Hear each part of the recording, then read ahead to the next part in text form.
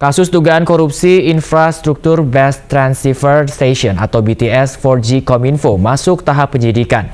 25 saksi diperiksa Kejaksaan Agung atas kasus yang merugikan negara hingga 1 triliun rupiah.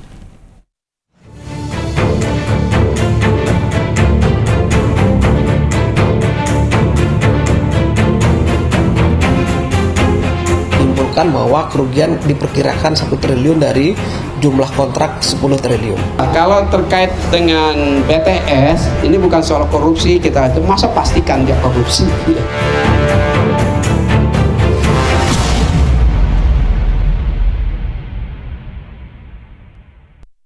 Tancap gas, itulah yang dilakukan tim penyidik Kejaksaan Agung dalam mengusut perkara dugaan korupsi pengadaan stasiun pemancar 4G di lingkungan Kementerian Komunikasi dan Informatika.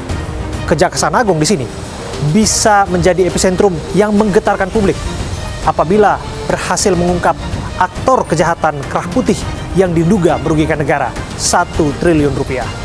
Saya Abraham Silaban, inilah sorotan dugaan korupsi di Kementerian Kominfo.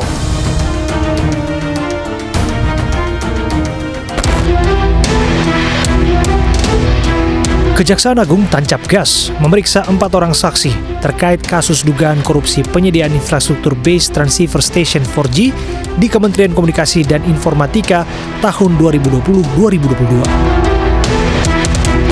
Pasalnya, kasus pengadaan stasiun pemancar tersebut sudah naik penyidikan sejak awal November 2022. 4 saksi yang diperiksa adalah 4 direktur perusahaan vendor program Bakti Kominfo.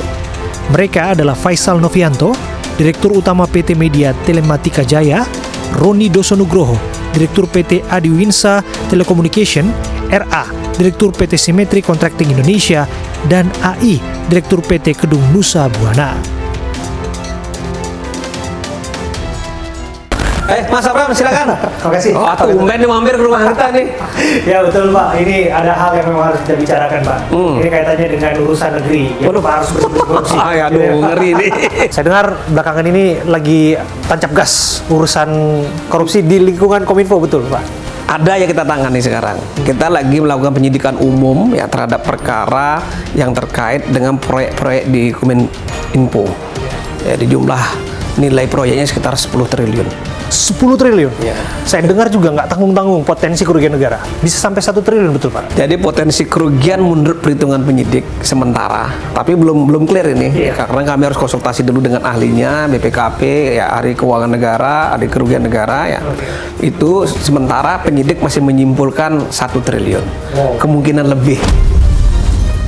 Saya dengar beberapa saksi sudah diperiksa, puluhan saksi, termasuk ada 4 direktur perusahaan vendor pengadaan infrastruktur yang dimaksud. Nah begini, kita sudah sampai saat ini sudah memeriksa hampir 25 saksi. 25 ya? 25, dan sebagian dari teman-teman Kominfo, ya vendornya kita ada 9 yang sudah kita periksa, vendornya. Dan kita sudah melakukan penggeledahan, Mas. Di beberapa tempat. 2 kali kita melakukan penggeledahan ya. Kira-kira 25 Oktober yang lalu sama 31 Oktober yang lalu. Jadi di 9 vendor yang kita geledah dan 1 di Kementerian Kominfo. Pak Ketut, balik lagi saya harus mendalami soal potensial suspek. Mau tidak mau ya, karena ini kan kasus sudah penyidikan. Publik akan bertanya, siapakah yang bertanggung jawab di sana? Apakah kemudian perusahaan vendornya sendiri? Apakah kemudian pejabat membuat komitmennya? Atau bisa jadi jangan-jangan orang nomor 1 di lingkungan kementerian itu? Saya tidak mau berspekulasi. Tugasnya Kapusitnya ada yang menyampaikan data. Tapi yang jelas siapapun yang bertanggung jawab terkait proses, ya, terkait pelaksanaan, terkait juga perencanaan itu mau tidak mau harus dipertanggungjawabkan.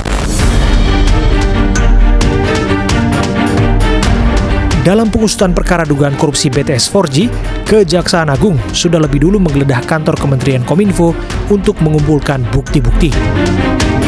Selain itu, tim penyidik juga telah menggeledah kantor PT Adiwinsa di Jalan Pegangsaan 2, Jakarta Utara. Menariknya, hampir seluruh pejabat Kominfo menolak mengomentari proses hukum yang sedang berjalan, termasuk Menteri Komunikasi dan Informatika Johnny G. Plate yang irit bicara mengenai dugaan korupsi di lingkungan kementeriannya. Kalau terkait dengan BTS, ini bukan soal korupsi, kita itu masa pastikan dia korupsi. Pembangunan dan mengoperasikan infrastruktur telekomunikasi wilayah terdepan, terluar, tertinggal atau 3T itu dilaksanakan melalui Badan Layanan Umum. Badan Layanan Umum itu ciri khasnya mempunyai kewenangan manajemen sendiri, berbeda dengan satker-satker lain, ya, satuan kerja lain yang di bawah Direktorat Jenderal atau Sekretariat Jenderal. Apakah betul kerugian negara 1 triliun bisa bertambah? Lantas mengapa kasusnya baru dibuka sekarang? Ikuti penelusuran selanjutnya.